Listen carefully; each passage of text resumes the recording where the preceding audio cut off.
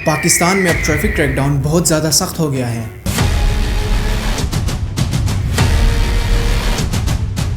Punjab police ने एक ही दिन के अंदर तकरीबन 40,000 प्लस चालान इशू किए हैं। मतलब यह है कि सिर्फ 24 आवर्स में हज़ारों लोगों को चालान मिला। ऐसे ही एक और ऑपरेशन में 48 आवर्स के अंदर 76,000 प्लस चालान इशू किए हैं पंजाब पुलिस ने, और इन चालानों की जो फाइन है वो 71.2 मिलियन से ज़्यादा है। आपको पता भी है कितने होते हैं? 7 करोड़ और 12 लाख से भी ज़्यादा। इसका मतलब यह है कि सरकार की तरफ से चंद दिनों में ही करोड़ों रुपए कलेक्ट हुए हैं। कराची में भी जब नया नया ई सिस्टम चालान लॉन्च हुआ तो कुछ घंटों के अंदर ही 6 घंटे के अंदर ही हज़ारों लोगों को चालान इशू हुआ, और उसके साथ जो फाइन हुआ वो 12.5 मिलियन से भी ज़्यादा है। मतलब ये है कि इलेक्ट्रॉनिक सिस्टम से चालान की जो रफ्तार है ना वो बहुत तेज़ है।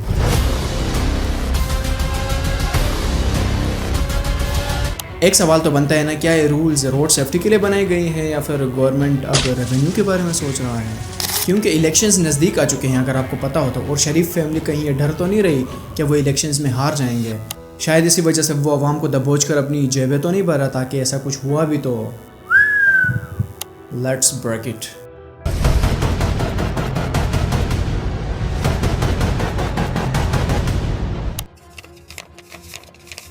यार इस काम में तो बहुत मज़ा आ रहा है।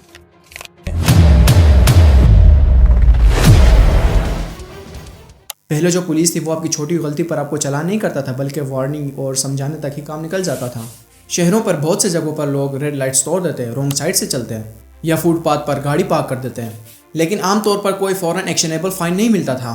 इसका नतीजा ये हुआ कि पब्लिक में एक रिलैक्स्ड कल्चर बन गया, और इसी वजह से लोग समझते रहे कि छोटी मोटी गलतियाँ तो चलती रहेंगी, कौन सा उन्होंने हमें पकड़ना है।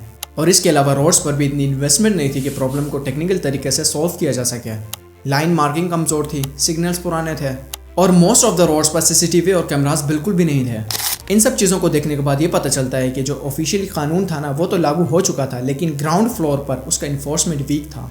और दूसरा आम मसला ये था कि ना जो राइडर्स थे वो हेलमेट नहीं पहना करते थे, और जो सीट बेल्ट्स है ना गाड़ियों में, वो लोग भी सीट बेल्ट्स को हल्के में लेते थे, और इंडिकेटर्स यूज़ करना भी आम आदत में शामिल नहीं था। लोग ना बस हैंडल घुमाकर मोड़ देते थे और बिना सिग्नल दिए ही लाइन भी चेंज कर लेते थे। ये सिर्फ रूल वायलेशन नहीं था बल्कि लाइफ थ्रेटनिंग भी था। बहुत से केसेस ये दिखाते हैं कि ना हेलमेट ना पहनने की वजह से हेड के ना सीरियस इंजरीज होती हैं, लेकिन बहुत से लोग इसको इग्नोर कर देते थे, इसको आम बात समझते थे। और एक और वजह ये भी थी कि ना अवेयरनेस की कमी थी, लोगों को सही मालूमात या कैंपेन कम नज़र आते थे। बहुत से लोगों को यही शिकायत रहा है कि जो हेलमेट है ना वो गर्मियों के मौसम में परेशानी देता है, और कार वालों का भी यही शिकायत है कि वो कहते हैं कि जो सीट बेल्ट है वो अनकम्फर्टेबल है। और शायद यही वजह है कि बचपन से ही लोगों में ना सेफ ड्राइविंग की आदत फॉर्म नहीं हुई है। पुलिस की तरफ से भी ना पहले इतनी स्ट्रिक्ट अप्रोच नहीं थी। बहुत से एरियाज़ में ना पहले जो पुलिस वाले थे वो लोगों के साथ कोऑपरेट करते थे, उनको समझाते थे और उसके बाद उनको छोड़ देते थे, ये कह कर के नेक्स्ट टाइम ऐसा नहीं होना चाहिए, ऐसे गलती नहीं होनी चाहिए आपसे। आपको लग रहा होगा कि हमला अचानक हुआ है, लेकिन ऐसा नहीं है। आए मेरे साथ चल, कुछ खिला दे। पहले इस टॉपिक को कवर करते हैं, उसके बाद मैं आपके हर एक कन्फ्यूजन दूर कर दूंगा। कुछ इलाकों में ना पुलिस की मैन पावर और ट्रेनिंग कम थी, इसी वजह से उनके पास टाइम या रिसोर्सेज नहीं थे।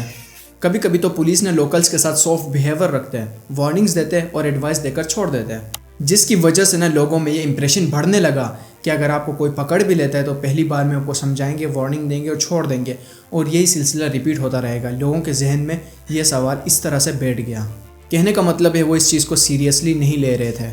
इसके अलावा ना करप्शन और इनकन्सिस्टेंसी भी बहुत सी जगहों पर नज़र आती है। एग्जाम्पल के तौर पर अगर आपको कोई पकड़ लेता है तो क्या करते थे कि अगर आपके ऊपर 2,000 रुपये का चालान हो चुका है तो वो ऑन द स्पॉट आपसे 1,000 रुपीज़ ले लेते, अपनी जेब में डाल देते और आपको छोड़ देते। आज तो चिकन तंदूरी खाऊंगा। जिसकी वजह से सिस्टम का जो डिटेरेंट था ना वो कम हो गया था। अब हर कोई तो करप्ट नहीं हो सकता ना इनमें से।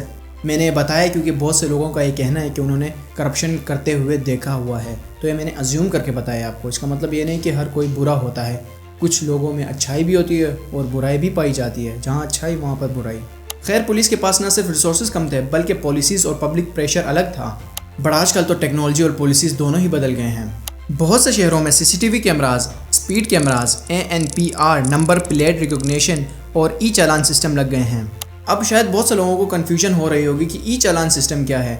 ई चालान सिस्टम वो है अगर आप कोई वायलेशन करते हो, रॉन्ग साइड से जाते हो, इधर उधर से जाते हो, तो आपको बहुत सी जगहों पर आपने खुद भी देखा होगा कि ऊपर अब कैमरास लग चुके हैं, वो ऑटोमेटिकली आपकी जो वॉलेशन है उसको पकड़ लेती है बिना मैनुअल तरीके से, बिना आपके पास कोई पुलिस आए या आपको बिना मैनुअली आपके साथ चालान किए बगैर ही ऑटोमेटिकली जो कैमरास होती है ना वो आपकी वॉलेशन को पकड़ लेती है। और इसी चीज़ को बोला जाता है ई चालान सिस्टम। इस सिस्टम के थ्रू आपके बाइक की फ़ोटो ली जाती है और जिस लोकेशन से आप गुजरे हैं उस लोकेशन को सेव किया जाता है। और इसके अलावा चालान इलेक्ट्रॉनिकली जनरेट भी होता है। इसकी वजह से ना मैनुअल इन्फोर्समेंट की बजाय बहुत ज़्यादा जो चालान है ना वो ऑनलाइन ही इशू हो रहे हैं। अब तो हर चौक और चेक पॉइंट्स पर पुलिस और ट्रैफिक टीम्स नज़र आती हैं। अब तो एक स्पेशल कैंपेन चल रहा है जैसे helmet drive, smoke emission crackdown, line discipline drive वगैरह। ये सब मिलकर ने एक कॉन्स्टेंट इन्फोर्समेंट का माहौल पैदा करते हैं जहाँ पर ना छोटी से छोटी गलती भी आपकी रिकॉर्ड हो सकती है। इसका पॉजिटिव पहलू ये है कि ना रूल्स अब पहले से ज़्यादा यूनिफॉर्म तौर पर अप्लाई हो रहे हैं और इसका नेगेटिव पहलू ये है कि ना लोगों को लग रहा है कि जो सिस्टम है ना वो ओवर स्ट्रिक्ट हो चुकी है। ख़ास तौर पर अवेयरनेस कम हो और लोग सडन फाइन्स को फेस करें, जैसे कि जब आप कोई चौक से गुजरते हैं तो आपको ये नहीं बताया जाता कि आपसे 100-200 रुपये का जो चालान है जो पहले हुआ करता था जो लिया जाता था, अब तो आप जब रॉन्ग साइड से जाएंगे या कहीं से भी जाएंगे अगर आप पकड़े गए बिना हेलमेट वगैरह का तो सीधा आपको 2000 प्लस या 2000 रुपये का चालान आपको लगता है। और इसी सडन फाइन फेस की वजह से लोग बहुत ज़्यादा परेशान हैं। बटर निकाल 5000 या तंदूरी मुर्गी खिला दे। जब तुम इन चेंजेस को एक साथ देखोगे ना तो कामयाब camera development, targeted police drives और ई चालान ऑटोमेशन सिस्टम, अगर एक आम आदमी एक साथ इन सब चीज़ों को देखे तो उसको लगता है कि जो सिस्टम की जो रूल्स हैं, जो पॉलिसीज़ है वो बहुत ज़्यादा स्ट्रिक्ट हो चुकी हैं। ये परसेप्शन भी स्ट्रॉन्ग होती है क्योंकि अब एक छोटी से छोटी गलती भी ना फ़ौरन ही विजिबल हो जाती है। पहले जो चीज़ें इग्नोर हुआ करती थी अब वो चालान में बदल जाती हैं। लेकिन इसमें भी दो तरह के लोग रिएक्ट कर रहे हैं। कुछ लोग खुश हैं क्योंकि उनको लगता है रोड सेफ्टी इंप्रूव होगी, और दूसरी तरफ वो लोग हैं जो कहते हैं कि बिना प्रॉपर अवेयरनेस और ग्रेजुअल इम्प्लीमेंटेशन के लोगों को फाइनेंशियली हर्ट करना ठीक नहीं है। अगर पुलिस वाले लोगों के साथ कम्युनिकेशन ठीक तरीके से ना करे तो लोग कन्फ्यूज़ हो जाते हैं और गुस्सा भी कर देते हैं। पाकिस्तान में जो अभी क्रैकडाउन चल रहा है ना, इसका बैकग्राउंड समझना बहुत ज़्यादा इंपॉर्टेंट है।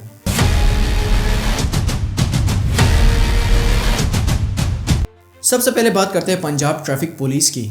ये कोई एक बंदा नहीं है बल्कि पंजाब पुलिस का एक पूरा डिपार्टमेंट होता है और इसके ज़िम्मे सिर्फ ट्रैफिक को देखना है। इनका काम होता है रोड को सेफ रखना, ट्रैफिक को स्मूथली चलाना, रूल्स को इन्फोर्स करना, चालान करना और एक्सीडेंट्स को कम करना। आजकल ई चालान, सेफ सिटी कैमराज और रोड मॉनिटरिंग भी इनकी रिस्पॉन्सिबिलिटी है।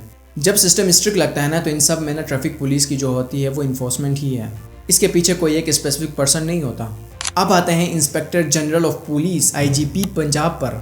IGP पंजाब पुलिस की पूरी प्रोविंस फोर्स का एक बहुत बड़ा ऑफिसर होता है। सुनो सब लोग, आज हमने चिकन तंदूरी खाना है। कोल्ड ड्रिंक लाना मत भूलना। मतलब कि पुलिस का बॉस ट्रैफिक पुलिस भी इसी के अंदर आता है। जब भी कोई बड़ी कैंपेन चलती है जैसे कि helmet drive, line discipline drive या स्मोक एमिटिंग व्हीकल्स का क्रैकडाउन IGP के ऑर्डर से ही होता है। IGP अपनी पॉलिसी को जारी करने के लिए लोअर पुलिस वालों को इंस्ट्रक्शन देता है और फिर ये ऑर्डर ट्रैफिक वार्डन तक पहुंचता है। लोगों को लगता है कि पॉलिसी एकदम स्ट्रिक्ट हो गई है, लेकिन असल में तो ये टॉप लेवल ऑफिशियल ऑर्डर्स होते हैं जो नीचे तक फॉलो करवाए जाते हैं। मैंने आपको बताया था ना कि मैं आपको बताऊंगा कि ये पॉलिसी एकदम से नहीं आई है बल्कि इसके पीछे बहुत बड़ी कहानी है। ये तो पहले से ही इस पाकिस्तान में लगा हुआ था लेकिन इसको स्ट्रिक्ट नहीं बनाया गया था। लोगों को जो है वो रिलीफ दिया गया था, शायद मोहब्बत से समझा रहे थे आपको, मगर अब खाना वाना खा चुके हैं, वो अपने काम पर निकल चुके हैं और जो पॉलिसी है उसको स्ट्रिक्ट बना दिया गया है। बटर निकाल 5000 या तंदूरी मुर्गी खिला दे। खैर फिर आता है इसके बाद पंजाब होम डिपार्टमेंट। ये गवर्नमेंट का वो डिपार्टमेंट है जो पुलिस और सिक्योरिटी से रिलेटेड डिसीजंस बनाता है। असल में पॉलिसी बनाने वाले लोग हैं। यही वो डिपार्टमेंट है जो डिसाइड करता है कि पॉलिसी कितनी ज़्यादा स्ट्रिक्ट होगी, कहाँ कहाँ अप्लाई होगी और कितनी कंपेन्स चलेंगी और किस चीज़ पर ज़्यादा फोकस होना चाहिए। यानी कि जो पॉलिसी है वो ऊपर से आती है और इम्प्लीमेंटेशन जो करती है वो पुलिस है। अब ये भी बताता चलूँ कि जो चालान है वो किसी एक मिनिस्टर की मर्जी से नहीं होता, इसके पीछे गवर्नमेंट का एक पूरा डिपार्टमेंट काम करता है। और इसके बाद बात करते हैं केयर टेकर गवर्नमेंट की, जो कि 2023 से 2024 में आया था। जब केयर टेकर सेटअप आया था ना तो उन्होंने पब्लिक डिसिप्लिन और रोड सेफ्टी पर ज़्यादा फोकस किया था। उन दिनों ना स्मोक, एक्सीडेंट रेट और ओवर स्पीडिंग बहुत ज़्यादा थी। इसी वजह से ना स्ट्रिक्ट इन्फोर्समेंट को एम्फेसाइज किया गया। कैमराज ज़्यादा एक्टिव हुई, पुलिस ज़्यादा विजिबल हुए और रूल्स पर जीरो टॉलरेंस का ना अप्रोच अप्लाई किया गया। और यही अप्रोच 2024 के बाद ना 2025 में भी कंटिन्यू रखा गया। अब जो आजकल ये ट्रैफिक कैंपेन चल रहे हैं इनका रोल भी आप समझ ही लो।